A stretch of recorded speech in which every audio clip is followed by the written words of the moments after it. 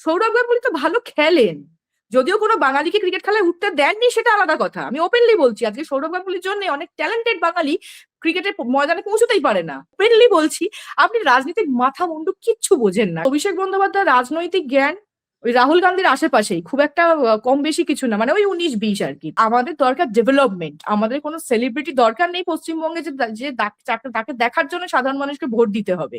সাধারণ মানুষকে বারবার একটা টোপ দেওয়া হয়, তারকা টোপ। নিয়ে আলোচনা করবো সেটা হচ্ছে যে শুক্রবার সন্ধ্যায় আমরা দেখলাম যে ধর্মতলা ধর্ণা মঞ্চে একটি রাজনৈতিকভাবে তাৎপর্যপূর্ণ একটা মন্তব্য কিন্তু শোনা গেল। অভিষেক বন্দ্যোপাধ্যায় কিন্তু একেবারে প্রকাশ্যে সৌরভ গঙ্গোপাধ্যায়ের পাশে দাঁড়িয়ে বললেন যে সৌরভ বাঙালি, তাই বিজেপির কাছে মাথা নত করেননি। সৌরভকে তল্পিবাহক আর কৃতদাস বানাতে গেছিল, হয়নি। বাঙালি তো মাথা নত করবে না। স্বাভাবিকভাবে কিন্তু এই যে মন্তব্য, এটা কিন্তু নতুন করে একটা জল্পনা তৈরি করছে। কারণ সৌরভ গঙ্গোপাধ্যায়কে নিয়ে কিন্তু অতীতেও বিভিন্ন সময় রাজনীতিতে কিন্তু বিভিন্ন রকম আলোচনা হয়েছে। এবং এই যে ভোটের মুখে অভিষেক বন্দ্যোপাধ্যায়ের এই যে বক্তব্য, তা কি সৌরভের সম্ভাব্য রাজনৈতিক অবস্থান বা তৃণমূলে যোগ দেওয়ার জল্পনাকে আরো উস্কে দিল, নাকি এটা শুধুমাত্র একটা রাজনৈতিক বার্তা হিসেবেই দেখা উচিত? একটা কথা ছোটবেলায় পড়েছিল অনুষ্কা, বন্যেরা বনে সুন্দর, শিশুরা মাতৃ করে। আমার মনে হয় সৌরভ গাঙ্গুলি খেলেছেন, ওনার মনে হয় সেখানেই ফোকাস করাটা উচিত ছিল, কখনো সিএবি প্রেসিডেন্ট বা বিবিসি সিআই হোয়াট এভার। রাজনীতিটা না সবার জন্য নয়। আজকে সৌরভ গাঙ্গুলি যদি রাজনীতিতে ভুল করেও প্রবেশ করেন, আমি বলবো রাহুল গান্ধীর থেকেও খারাপ রাজনৈতিক ব্যক্তিত্ব ভারতবর্ষ পেতে চলবে বা পশ্চিমবঙ্গ পেতে চলবে। যদি সৌরভ গাঙ্গুলি মনে করেন, আমার যদি এই বক্তব্যটা দেখে থাকেন, উনি যদি মনে করেন এটা উনি আবার মোদিজির কাছে গিয়ে কমপ্লেন করবেন, যেটা উনি সজল ঘোষের বিরুদ্ধে করবেন বলে ঠিক করেছেন, ওকে সজল ঘোষ ওপেনলি দালাল বলে দিয়েছিলেন বলে, যাই হোক সেটা ওনার ব্যক্তিগত মত। তো উনি মোদিজির কাছে কমপ্লেন করবেন বলে ডিসাইড করেছেন। তো আমি এটাই বলবো যে দাদা, আপনার যদি মনে হয় যে আপনি আমার নামে কমপ্লেন করবেন, আপনি করতে পারেন। কারণ আমি ওপেনলি বলছি, আপনি রাজনীতির মাথা মুন্ডু কিচ্ছু বোঝেন না। কারণ আপনার কাছে যখন একবার শোনার কথা যে ভারতীয় জনতা পার্টি নাকি কোনো অ্যাপ্রোচ নিয়ে গিয়েছিল, আপনি তখন আই ওয়াশ করার জন্য হাসপাতালে ভর্তি হয়ে গেলেন। যদিও সেটা সত্যি কি মিথ্যে আমি জানি না, কি অ্যাকচুয়ালি হয়েছিল। তবে আমি এটাই বলবো, সৌরভ গাঙ্গুলি তো ভালো খেলেন, যদিও কোনো বাঙালিকে ক্রিকেট খেলায় উঠতে দেননি সেটা আলাদা কথা। আমি ওপেনলি বলছি, আজকে সৌরভ গাঙ্গুলির জন্য অনেক ট্যালেন্টেড বাঙালি ক্রিকেটের ময়দানে পৌঁছতেই পারে না, আটকে দেয় তাকে। এটা যদি শুনে উনি আমার ওপর কোনো কমপ্লেন করেন, অলওয়েজ ওয়েলকাম। কিন্তু এটা বাস্তব যে আজকে একটা বাঙালি ছেলেরা আমাদের রাজ্য থেকে চান্স পায় না বিকজ অফ দ্যাট ম্যান। তাকে তো রাজনৈতিক ব্যক্তিত্ব ছাড়া দূরের কথা, সে তো ক্রিকেট খেলাতেই তো বায়াস হয়ে বসে আছে যে আমি আর কাউকে উঠতে দেবো না। তাহলে রাজনীতির ময়দানে এসে উনি করবেনটা কি? উনি তো সেই কারখানা কবে বলেছিলেন করবেন, সেই কারখানার মানে ভিত পুজো বোধহয় এখনো হয়েছে কিনা ডাউটফুল। উনি এখন যে এত বড় বড় কথা বলছেন রাজনীতির ময়দানে আসবেন, এই করবেন তাই করবেন। আর অভিষেক বন্দ্যোপাধ্যায়ের কথা উনি যে আজকে বলছেন যে বিজেপি এই করবে তাই করবে, আচ্ছা বিজেপি কি বহিরাগত কোনো দল? এমনটা তো নয়। আজকে বাঙালি বিজেপিতে তো আছে, উনি কেন সেগুলোকে অবজ্ঞা করেন? বিজেপি মানেই একটা বাইরের দল, অথচ তাদের নিজেদের দলেই ভুরি ভুরি ভুরি ভুরি বাইরে থেকে লোক এসছে। মেনকা গুরুস্বামীর বক্তব্যটা শুনলাম, বাংলা তো কই বললেন না, উনি তো হিন্দিতে কথা বললেন। উনি কি বাঙালি? সব থেকে বড় প্রশ্ন। রাজ্যসভার এমপি করেছেন, খুব ভালো কথা। তার সেক্সুয়াল ওরিয়েন্টেশন নিয়েও আমি কোনো কথা বলবো না, সেটা সম্পূর্ণ তার ব্যক্তিগত চয়েস। উল্টে সেটা আমি প্রতিবাদই করবো। একটা মানুষের সেই ব্যাপারটা নিয়ে কথা বলাটা উচিত নয়।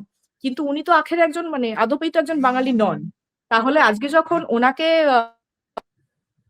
পাঠালো, এই চর্চাটা তাহলে ওনাদের কি করে ওনারা করছেন যে বাঙালি অবাঙালি, এই চর্চাটা, এই প্রসঙ্গটাই তো বাঙালি অবাঙালি প্রসঙ্গেই তৃণমূলের কথা বলা উচিত নয়।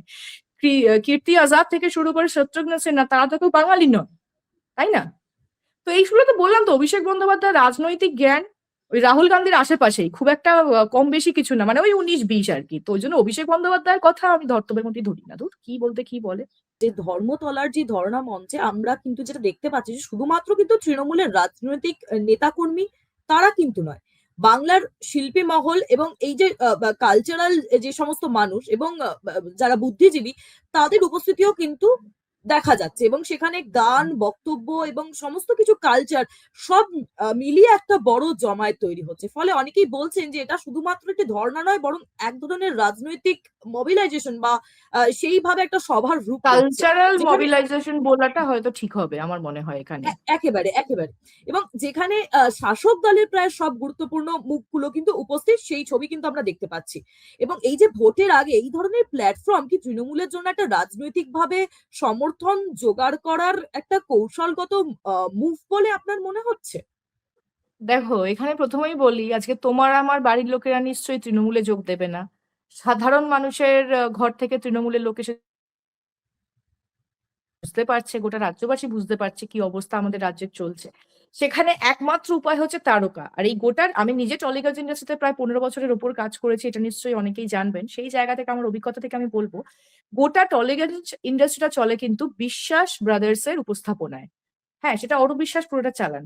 তারা যদি আজকে তৃণমূলে যোগ না দিতে চায় বা তৃণমূলকে সমর্থন না করে, মানুষ কাজ পায় না। এখন টলিগঞ্জের লোকে কাজ পায় দুটো কারণে। একটা হচ্ছে তোমার তৃণমূল করতে হবে, মানে তৃণমূলের সমর্থন হলে তুমি তাড়াতাড়ি কাজ পাবে তৃণমূলের সমর্থক হলে। আর না হলে তোমার ইনস্টাগ্রামে প্রায় মিলিয়ন্স এর ওপর ফলোয়ার্স থাকতে হবে বা লাখ লাখ ফলোয়ার্স থাকতে হবে। এই কাজে লোকে এখন, এই যোগ্যতায় লোকে কাজ পায়। অভিনয় তুমি কত ভালো জানো সেই দিয়ে নয়। কাজেই সে তারকারা, যারা আমরা, যাদেরকে আমরা তারকা বলি, তাদের এখন লিপস্টিক মেখে, পাউডার মেখে এই ধর্ণা মঞ্চে বসা ছাড়া আর কোনো উপায় নেই। কারণ তারাও এখন খুব ভালো বুঝতে পারছে যে এখন তারা যত বেশি মমতা বন্দ্যোপাধ্যায়ের সঙ্গে তাদেরকে যত দেখা যাবে, তাদের টিকিটের সময় তো চলে আসছে, ভোট আসছে, তাদের টিকিটের চান্স বেড়ে যাবে। এবং তারা যদি না আসে, তাদেরকে রীতিমতো থ্রেট করা হতে পারে।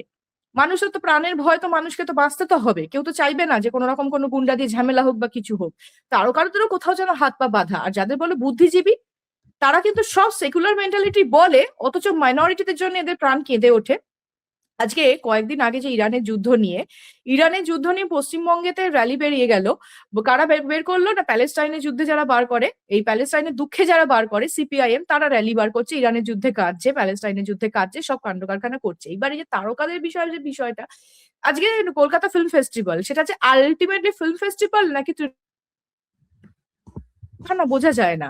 আর ধর্নার মঞ্চটাও ঠিক তাই হয়েছে, সাধারণ মানুষ আজকে এসে যোগদান করছে না, ওই জন্য তারকা দিয়ে এখন অ্যাট্রাক্ট করা হচ্ছে। তুমি যদি দেখো, একদম প্রথম থেকে দেখো, 2021 যেটা অনেক বেশি দেখেছি, তৃণমূল কিন্তু নিজেদের নেতা কর্মীদেরকে যত না বেশি প্ল্যান্ট করে বা ডিপ্লয় করে অ্যাজ আ ক্যান্ডিডেট, তার থেকে বেশি তারকা, সমস্ত জায়গায় তারকা প্রার্থী দিয়ে জেতানোর একটা চেষ্টা। কারণ তৃণমূলের লোকেরা খুব ভালো জানে, বা আজকে সুপ্রিমো এটা খুব ভালো জানেন, যদি সাধারণ তৃণমূলের কোনো কর্মীকে টিকিট দেওয়া হয়, তারা এতটাই করাপ্টেড, সাধারণ লোকে এসে আর ভোট দেবে না।